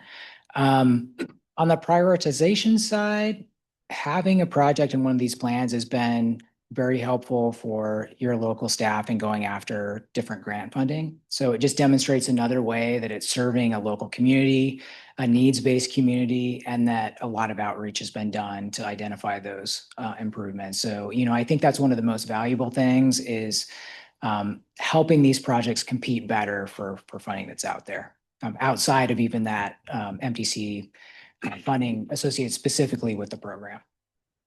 Yeah, and then I would love to sort of dive in, not right now, but sort of dive in a bit to the one from the Russian River at some point in the future. But um, can I ask if there is an intent to, to Director Corsi's point, like, are folks even aware that this exists? Because I wasn't even really aware of the Russian River plan until just now, and I work on this on a regular basis. I'm pretty sure Pi has, at least the new hires that I've been working with are not aware of that. I don't even know if Permit Sonoma is actually sort of aware of this in terms of our general plan update. So I guess, like, what is the engagement sort of with SCTCA and then the kind of commensurate like city and county planners, in terms of lifting this up as a priority? Yeah, and that's so important, right? We provide regular updates to our advisory committee, so that's one point of contact. Sonoma County Pi is on our TAC. Permit Sonoma is on our planning advisory committee, so there are regular updates in those groups. So there's some awareness. I don't know if it's percolating around necessarily that much, but we can try to do better there. And we did have a pretty expansive and representative TAC for the projects this time around as well. So we did have representatives from Permit Sonoma and Pi on there, along with the jurisdictional staff as well, and Sonoma County Transit staff were great and very important partners on this as well. But we'll try and do better to get the word out. No, I just think it's also, I mean, it's always a challenge. Like sometimes I find myself being the institutional knowledge in the room, and I've only had this job for 9 years. And so you have turnover, right? And there's someone who was really engaged in this process, back in the day, but they've retired. And so I think that sometimes that's the challenge too, in institutions. But thank you so much for the work. And I hope that this good work continues and we're able to get some of these exciting projects across the finish line. I believe that this is just a report. So this is just kind of the information. And thank you so much, Chris. We'll move on to item 5.5, which is our transit integration ad hoc report out. I think Dana's on this one. Hello again. So the transit integration ad hoc met on November 25th. We talked about two major topics. The first being the final mascots plan, which was adopted by the Golden Gate Board on November 21st and by the Marin Transit Board on December 1st. The SMART Board had approved mascot service changes earlier in the fall, so didn't need any further approvals of the plan. Just as a reminder, the final plan includes a few major changes for Sonoma County, and those are elimination of Golden Gate Transit to Route 101 north of Novato, and increase of SMART service by 19% to fill gaps in the current schedule and provide a half hourly to hourly service throughout the day on weekdays, as well as increased service on weekends. The Golden Gate Transit commuter bus routes that go between Santa Rosa and San Francisco, there are currently 3 of them, and those will be consolidated into one route that provides more frequent service and follows the Route 172 alignment. These service changes are scheduled to begin in April 2026, and transit operators will be providing substantial rider education and marketing about these changes in advance and as well as after the changes are implemented. There has been agreement among all of the agencies involved in mascots on funding for the implementation of this plan. And we will be bringing a second amendment to our coordinated claim back into this board in February for a relatively minor additional change in funding for mascots implementation. So just want to give a heads up on that. The second item that we discussed was a draft scope of work for the next phase of transit integration planning, which is funded through a larger grant we received as part of the cycle 5 of the Transit Intercity Rail Capital Program grant. And this plan would to help to advance several major recommendations from previous planning efforts and do a deeper dive into topic areas around full integration that were not studied in previous plans. It won't be duplicating any work. and progress we've made on transit integration to date, but would really help advance some of those areas that were not looked into as deeply. The purpose of this plan would be to enhance integration, efficiency, and connectivity of transit in Sonoma County through infrastructure improvements, service planning, fare coordination, and governance. The procurement and contract will also include a facility study that will be led by the city of Santa Rosa to optimize transit and intermodal connections with a planned build out of the downtown area and including connections between the transit mall and the smart station. So we plan to bring a draft request for proposals to this board for approval in February, which we will review the full draft RFP with the transit ad hoc at our next meeting on January 15th in advance of bringing it to the board. And with that, I'll turn it back to you. Thanks. Thank you so much. Are there any members of the public in person who wish to comment on this item? Seeing none, Dawn, anyone online? There are no online comments. Thank you. And with that, I'll bring it back to my colleagues for any comments or questions. Is that it? No, I thought you were leading in. No, okay. Just say that a robust board conversation regarding this, and we did get it across the finish line, thanks to Supervisor Rabbit and others. Yeah. Thank you so much for all of your work, and thank you to my colleagues who've been working on this subject as well. With that, I think that we can go ahead and move on to our last regular item of the day. Thank you so much, Dana, and I'll hand it over to James for our legislative update. All right, so in the legislative packet, we have our typical reports from both MMO and Politico Group. I do want to just point the board's attention to two topics within the packet. The first is our US 101 HOV hours ad hoc report out. So at the last board meeting, we did have an ad hoc that was formed, including Director Rabbit as well as Director Cater Thompson. We did sign and send a letter that was a joint letter with TAM to Caltrans asking them to revisit the carpool hours on the 101 corridor in Marin and Sonoma, balancing the need for HOV priority and climate goals with the overall operation of the freeway. Focused on Marin and Sonoma hours that make sense, not necessarily regional hours that we don't connect with the regional system. The letter is in the packet that was sent, as well as Congressman Huffman sent a similar letter to Caltrans that's included in the packet. Caltrans has recently responded that went out as handouts to the public and to the board in the link format last Friday that essentially says we will continue to work with you and do our best to expedite that process. So we don't have anything concrete, but we have a meeting that's set up where Director Cater Thompson and myself will represent the SCTCA with the Caltrans headquarters director as well as the Caltrans district director later this week to advocate for right-sizing those hours in Marin and Sonoma.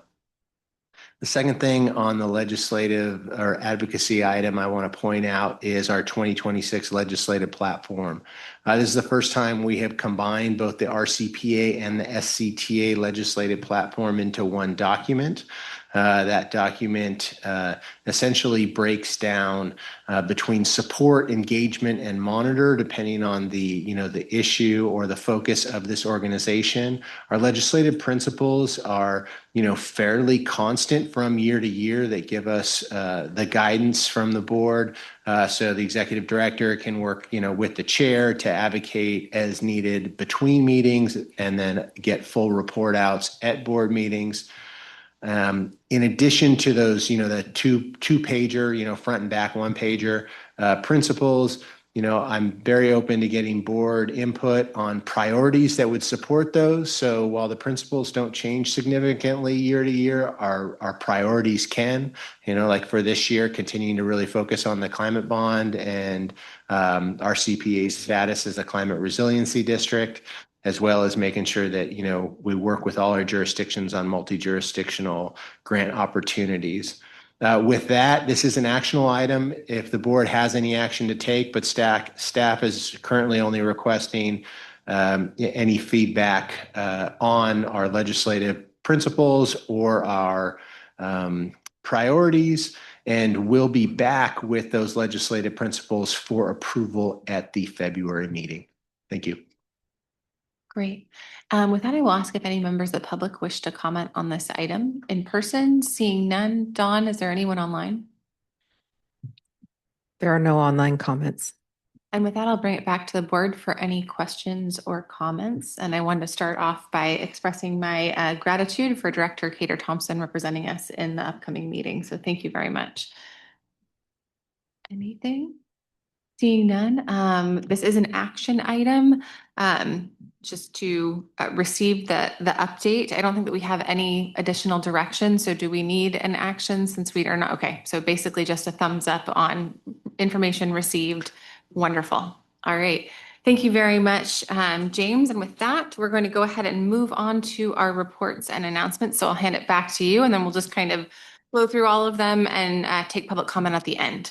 Sure. So our executive committee was 2 hours. The first hour was the annual employee evaluation, where I received feedback from the executive committee. The second hour, we reviewed the current agenda that we have in front of us, as well as look towards our February agenda, which will be, the first kickoff meeting where we would elect elect a chair and vice chair, as well as revisit our ad hoc committees that we have in place right now. We'll also have our full 2026 work plan that will cover the full purview of what staff will be focused on in the year ahead, and that legislative platform that I just discussed on the previous item.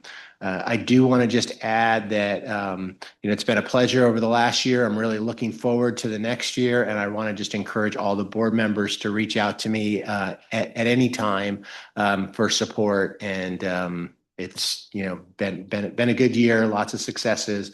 I will be sharing more with the board on those successes in the coming future. Thank you. Thank you very much. With that, we'll go ahead and move on to regional agency reports. Does anyone have anything they want to share from our regional agencies? Director Corsi? Do you have some good news? I have some good news. Was informed today by the Smart Initiative folks that the registrars of voters in Sonoma and Marin County have certified the signature gathering as sufficient to be placed on the ballot next year. That hasn't happened yet, and there's more steps to go, but this was a big hurdle. 72,000 signatures were turned in, and great to see the enthusiasm for continuing SMART in the North Bay. Great. Any other reports? Congratulations. Congratulations to all of us. Very exciting.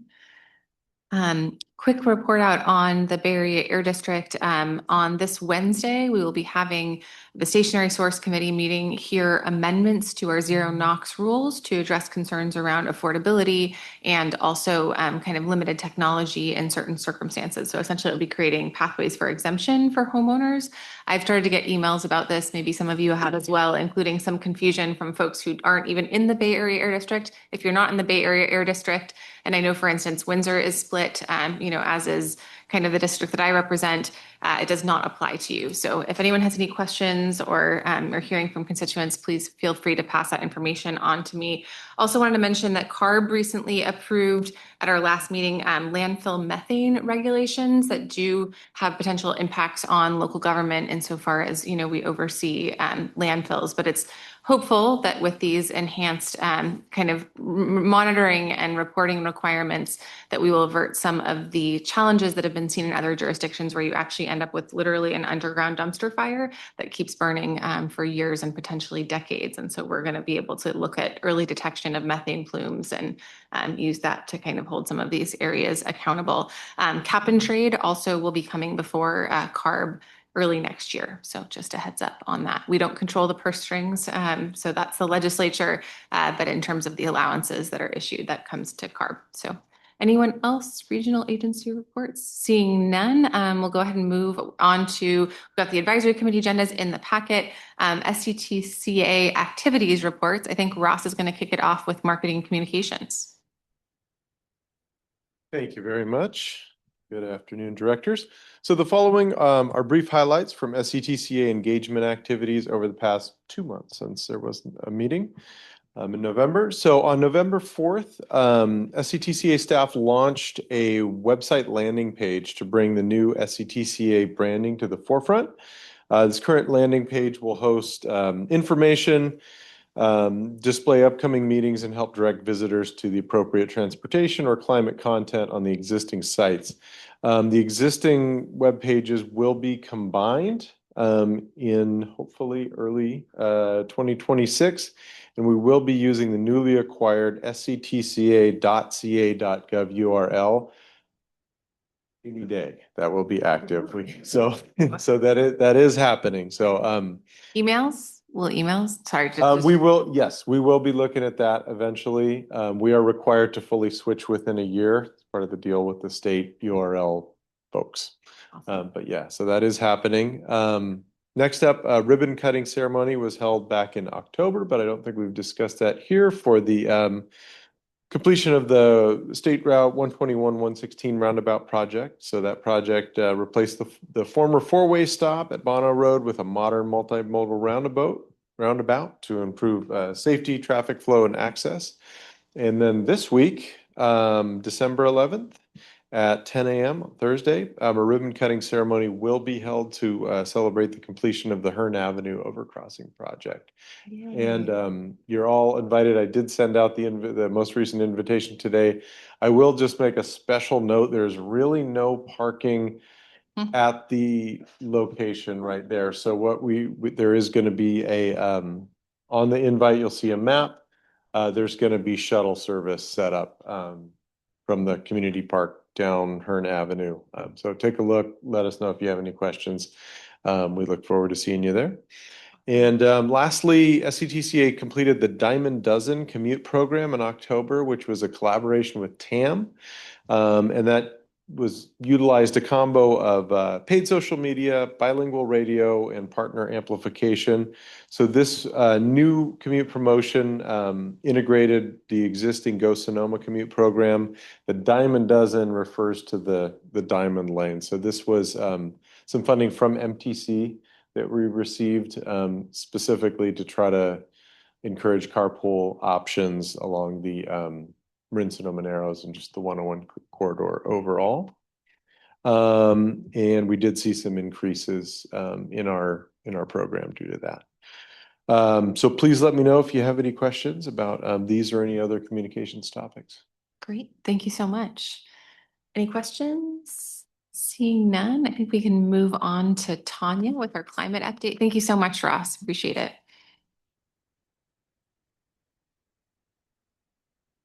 Good afternoon, directors. I'm here for the Climate Change Activities Report, and I'd like to highlight activities in 4 main categories of work: planning, coordination, BayREN, and funding.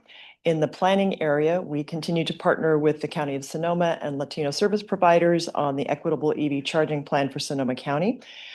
We facilitated the third of probably 4 or 5 meetings with our stakeholder advisory group to get additional feedback, and also have been promoting an online map of the potential charging station locations and asking members of the public for input. This map is also being shared by Latino service providers in focus groups and meetings that they're holding, and I'll make sure that James has the link to share with all of you. It's also in the activities report, but would appreciate your help in getting the word out. We'll take feedback on the map through probably mid-January, so we do want to get as many public comments on that as possible. For the Equitable Building Electrification Action Plan, which this board adopted previously, we now have a website location on the RCPA and now SCTCA website that has more information about the plan, and we'll use that as a communication tool going forward. Staff is starting to look at next steps for implementation, and we're initially focused on the area of workforce development and how we can forge partnerships and do additional work in that area to further workforce development in this area. In terms of coordination, we've been working in a couple different areas. BC has been representing us on the Sonoma County Multi-Jurisdictional Hazard Mitigation Working Group and is in the process of taking a look at the draft plans and identifying any project areas that seem like they might be of common interest across our jurisdictions. We've also participated in the Bay Area Climate Adaptation Network. There was a meeting recently, and this is a Bay Area-wide group, and it's a good way to stay in touch with resilience and adaptation efforts across the Bay Area, as well as potential funding opportunities that are coming up.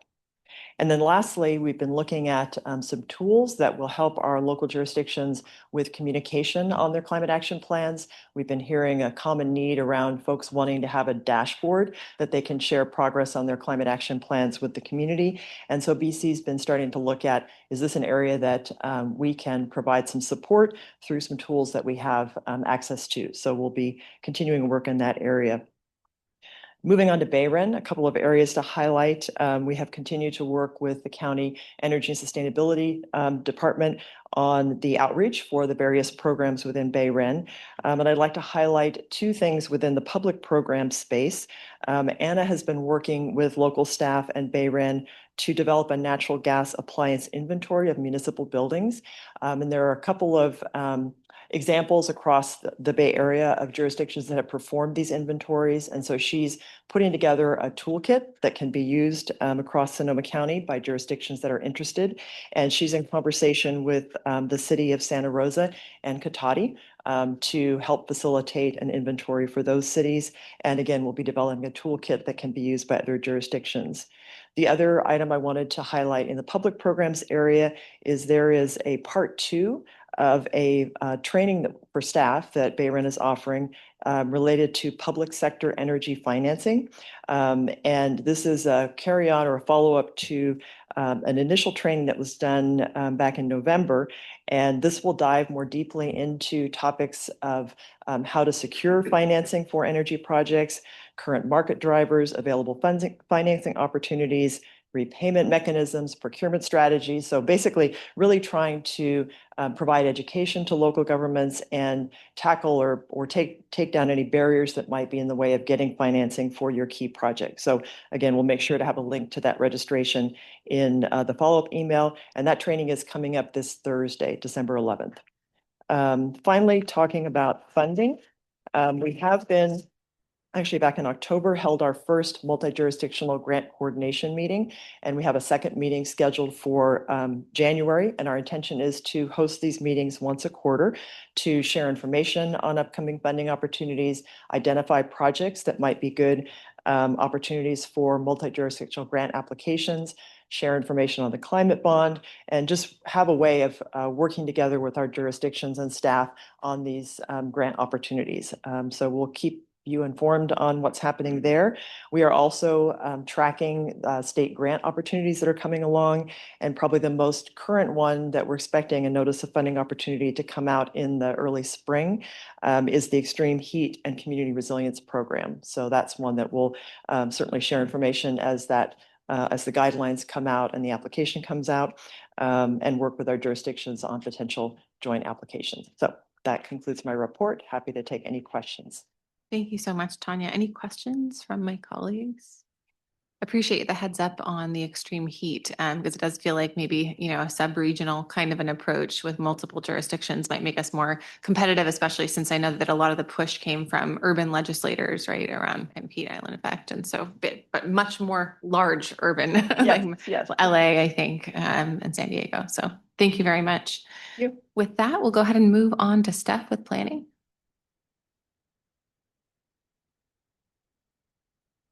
Hello, members of the board. You have received presentations on the VMT mitigation program and the community-based transportation plans for Roanoke Park and South Santa Rosa. Special thanks to Fern Pierce for all their hard work there. For the comprehensive transportation plans, staff are currently working on the draft CTP, which will be finalized for release by the end of the year. SCTCA will hold an in-person open house at the SCTCA office right here as part of the release to gather more feedback. The draft CTP will be presented to the board here in around May 2026. For regional planning updates, the Plan Bay Area 2050 plus comment period is open now. We provided a comment letter on the consent agenda today. For transit-oriented community policy guidance and recommendations, those are being revised based on feedback from the Commission. Recent direction is to provide more time to comply with policy and make it incentive-based, and to not make compliance a requirement to access OVAC funding. For priority conservation areas, letters of interest for current round PCA funding are due December 19th. Full applications will be due on March 20th of next year. We're also happy to share that Safe Routes to School celebrated International Walk-and-Rolls to School Month in October and had 62 schools in the county registered to participate. In addition, multiple bicycle and pedestrian lessons and encouragement activities took place this fall. For the travel model, recent modeling efforts were completed to estimate changes for travel behavior by using data from 3 planning efforts: the City of Sonoma General Plan Update, the South Santa Rosa Specific Plan, and the Woodlands Project in Santa Rosa. Finally, as Ross mentioned, the Sonoma Commute Rewards Program completed the Diamond Dozen Challenge, and that's it for planning activities. Any questions? Thank you so much. Any questions from my colleagues? Seeing none, thank you so much for the thorough update. With that, I think we'll close out with David, projects and programming. Thank you. Good afternoon, Madam Chair, Directors. Just a few items to bring to your attention this evening.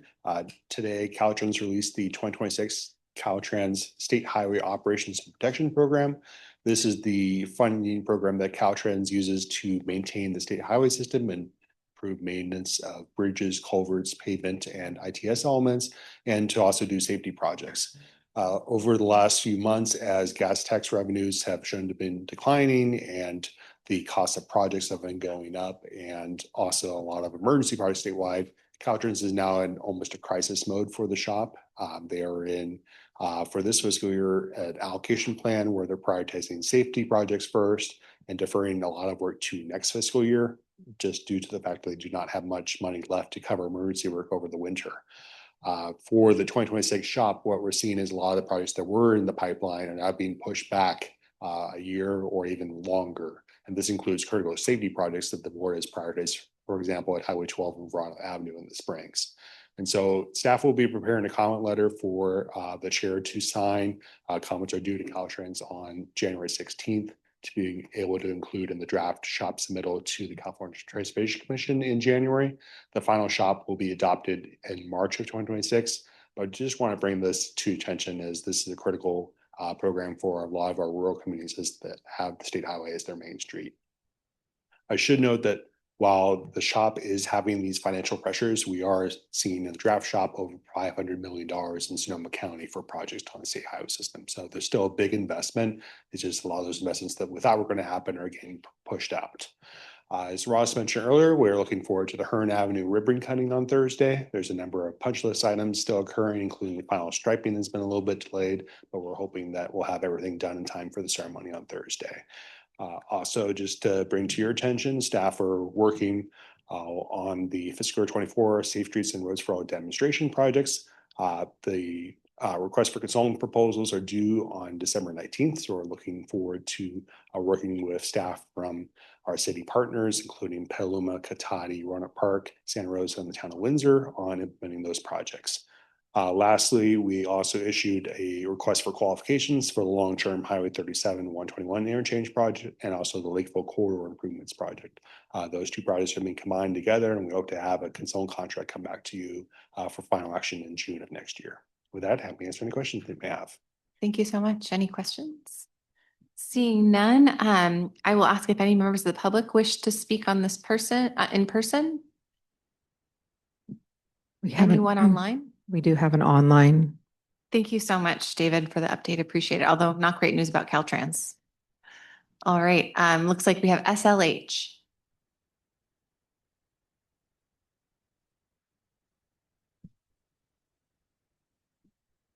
Yeah. They're gone. Okay, so no public comment online. The public commenter signed off, it seems like.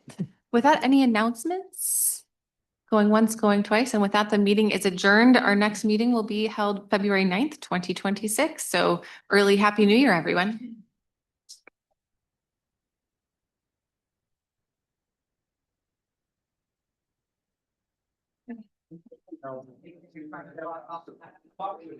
Yeah, something like that. That's what I think. Yeah. It always gets me a little nervous when, oh, we still got.